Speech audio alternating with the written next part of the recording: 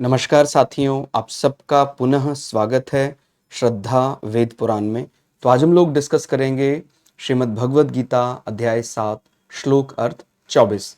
इससे पहले हम लोगों ने अध्याय 1 से 6 तक सभी श्लोक अर्थ सरल हिंदी भाषा में दोनों ही चैनल श्रद्धा एस्ट्रो ज्योतिष, श्रद्धा वेद पुराण में अपलोड कर दिए हैं। आप में से कोई भी व्यक्ति भगवद गीता को सरल हिंदी भाषा में समझना चाहता है, आप प्लेलिस्ट सेक्शन में जाएं जहां आपको 700 के 700 श्लोक अलग अलग मिल जाएंगे। शुरुआत करते हैं। भगवान श्री कृष्ण अर्जुन को समझाते हुए कहते हैं, जो व्यक्ति परमात्मा को, देखिए एक तो होता है परमात्मा के स्नेह में उसको कुछ समय के लिए मनुष्य की तरह मान लेना कि भाई जैसे होता ही है, माने अपने भक्ति को जगाने के लिए हम ऐसा प्रयोजन करते हैं कि भाई कोई हमारे बाल सखा के रूप में है, हाथ लड्डू, उन सब की पूजा आराधना भक्ति को जागृत करने के लिए करते हैं।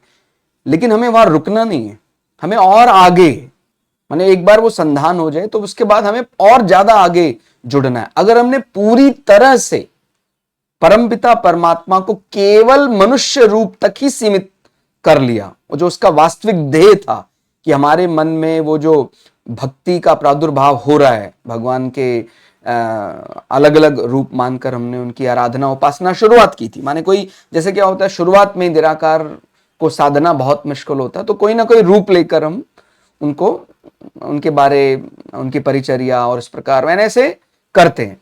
और जब हम उनको भजने लग जाते हैं तो फिर हमें रुकना नहीं है, फिर हमें और आगे बढ़ना है और उनको केवल मनुष्य शरीर तक सीमित नहीं रखना है। तो क्या बोलते हैं, बुद्धिहीन पुरुष मेरे अनुत्तम अविनाशी परम भाव को ना जानते हुए मन इंद्रियों से परे मुझ सच्चिदानंद घन परमात्मा को मनुष्य की भांति जन्म कर व्यक्ति भाव को प्राप्त हुआ मानते हैं। अभी जिस प्रकार से इससे पहले वाले श्लोक यदि आप पढ़ेंगे तो भगवान वही बता रहे थे कि जो मुझे परमात्मा मानकर मेरी उपासना आराधना करेगा वो अपने लक्ष्य को प्राप्त कर लेगा। वो किसी देवता में भी, माने उसका ठीक है, जैसे कोई यज्ञ बताया गया है वो यज्ञ करे, देवता का आदर करे, लेकिन देवता को शक्ति उस परमात्मा ने दी, उस देवता को भी परमात्मा स्वरूप मानकर उपासना करेगा तो अंतिम लक्ष्य मुक्ति को प्राप्त कर लेगा। लेकिन वो केवल देवता में उलझ गया कि भाई यही देवता स्वरूप है, यही मुझे मुक्ति दे देगा, तो फिर वो वहीं तक सीमित हो जाएगा। तो जो भी उस देवता का लोक है वहीं तक वो जा पाएगा। मुक्ति उसका माने जो अलग अलग प्रकार के देवताओं की उपासना करते तो वो मुक्ति नहीं दे सकते।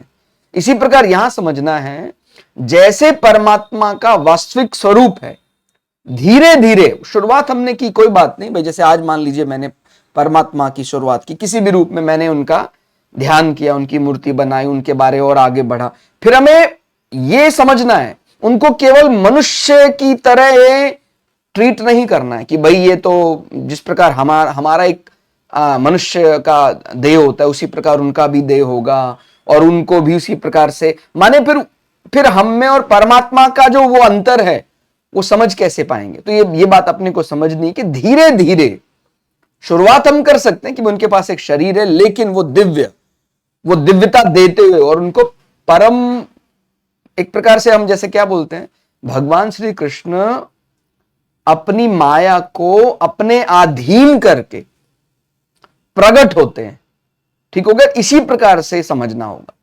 अब वो शरीर कोई सामान्य शरीर नहीं मानना है।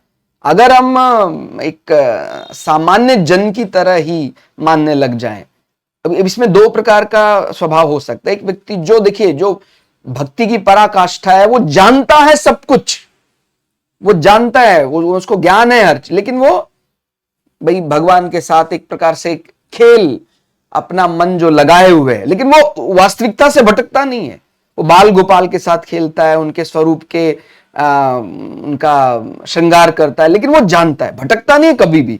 वो जानता है कि दिखने में बाल स्वरूप है लेकिन ये सच्चिदानंद परमात्मा है, ठीक हो गया। और एक दूसरा ऐसा व्यक्ति जो पूरी तरह केवल वहीं तक सीमित हो गया, वो उसके आगे और बढ़ना नहीं चाह रहा है, तो अगर वो केवल वहीं तक सीमित हो जाता है, अपनी बुद्धि को संकुचित करके वो केवल उसको मनुष्य मात्र मान लेता है, वहां समस्या हो जाती है। ठीक हो गया? क्योंकि हमें आगे बढ़ना है, वो परमात्मा धर्म का पालन करना है, हमें अर्थ कामना पूर्ति करते हुए मुक्ति को प्राप्त हो जाएं, ऐसा हमें ध्यान हमेशा होना चाहिए। और कहीं हम बीच में फंस गए, माने केवल हमने अपने परमात्मा को एक श्रृंगार की वस्तु मानकर हम सिमट गए यदि, तो फिर एक प्रकार हम भटक गए। इसलिए यह शब्द इस्तेमाल किया गया कि वो बुद्धिहीन पुरुष मेरे अनुतम अविनाशी परम भाव को ना जानते हुए, जो मन इंद्रियों से परे हूं, मुझ सच्चिदानंद घर परमात्मा को मनुष्य की भांति जन्म कर व्यक्ति भाव को प्राप्त हुआ मानने लग जाता है। तो फिर आप समझ सकते हैं किस प्रकार से मुक्ति को प्राप्त करेगा। ठीक हो गया? तो क्योंकि हमारा अंतिम लक्ष्य ये नहीं है कि हम क्योंकि वो फिर एक सीमित बुद्धि में आएगा, तो वो एक, जैसे हमने इससे पहले वाले श्लोक में पढ़ा था, वो देव जो जिस प्रकार के लोकों में रहते हैं वैसे ही प्राप्ति अपने को हो जाएगी। तो इसलिए हमें उसको सीमित ना मानकर असीमित मानना है, तभी हम मुक्ति की ओर अग्रसर हो सकते हैं। थोड़ा और सरल शब्दों में यदि समझे तो, जो मनुष्य सदा निराकार रहने वाले मेरे स्वरूप को केवल साकार मानते हैं, वे निर्बुद्धि हैं, क्योंकि वे मेरे अव्यक्त, निर्विकार और निराकार स्वरूप को नहीं जान पाएंगे। फिर ठीक हो गया? तो वो सीमित हो जाएंगे। शुरुआत करने के लिए वो ठीक बात है, लेकिन हमें धीरे धीरे बढ़ना है और उससे समझना है और किस प्रकार ध्यान लगाएं, और फिर तो हर जगह परमात्मा ही परमात्मा नजर आएगा। शुरुआत जब हमने की, इसको ऐसा समझिए, शुरुआत जब हमने की तो हमें मंदिर में परमात्मा के दर्शन होने लगे। धीरे धीरे हमें मंदिर के आसपास के क्षेत्रों में और उनके अलग अलग स्वरूपों में दर्शन होने लगे, उदित सूर्य में, चंद्रमा में।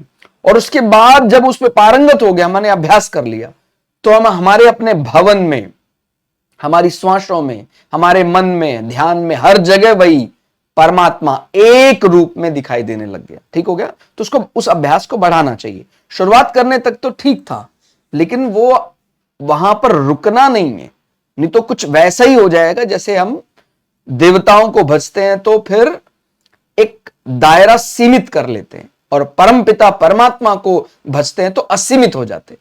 ठीक हो गया?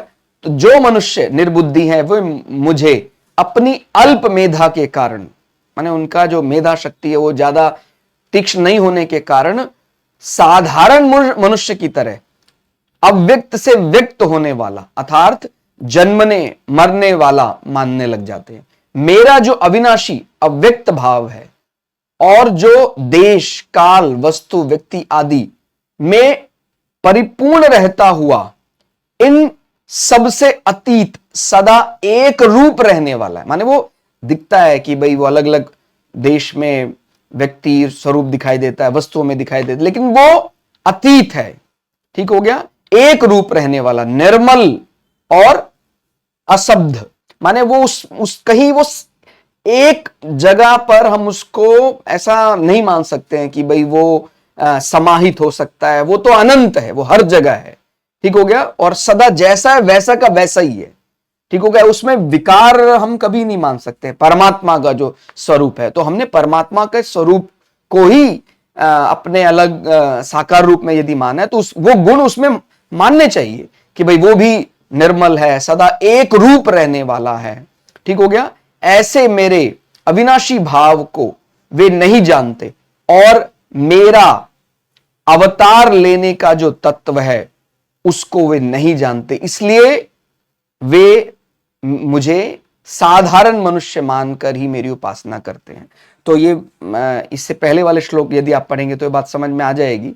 यदि हम परमात्मा को देवता या साधारण मनुष्य मानकर ही उसकी उपासना करते रहेंगे, तो फिर हम अपने वास्तविक लक्ष्य से भटक जाएंगे। शुरुआत करने के लिए ठीक था, लेकिन हमें मानना वही है कि वो परमपिता परमात्मा है। यज्ञ जैसे हम वेदों में अलग अलग प्रकार के यज्ञ वो कर रहे हैं, हमने देवराज इंद्र की उपासना और वरुण देवता, अलग अलग प्रकार के देवताओं का उसमें वर्णन आता है, लेकिन वो कहीं ना कहीं वो देवता परमपिता परमात्मा ने उनको शक्ति दी है उन्हीं का स्वरूप मानकर अगर आप उनको भजेंगे तो वो सीमित से आपको असीमित तक लेकर जाएंगे, और आप उनकी अलग सत्ता मानने लग जाएं, उनके लिए ही पूरी तरह आपके जो यज्ञ फल पूरी तरह आप उन्हीं पर निर्भर रहने लग जाएं, ठीक हो गया, अलग भाव से, तो फिर ये एक प्रकार से अपनी मुक्ति को रोकने जैसा हो जाएगा। ठीक हो गया। मुक्त यदि होना चाहें तो हमें अनंत की उपासना करनी है, हमें अपने आराध्य को कण कण में देखना होगा, तो फिर हमें मोक्ष या मुक्ति की प्राप्ति हो जाएगी। ठीक हो गया। तो आज के श्लोक अर्थ में फिलहाल इतना ही। श्लोक अर्थ कैसा लगा कमेंट करके जरूर बताइएगा। मिलते हैं अगले वीडियो में, तब तक के लिए जय श्री भगु पराशरा, जय श्री शुक्राचार्य, नमस्कार।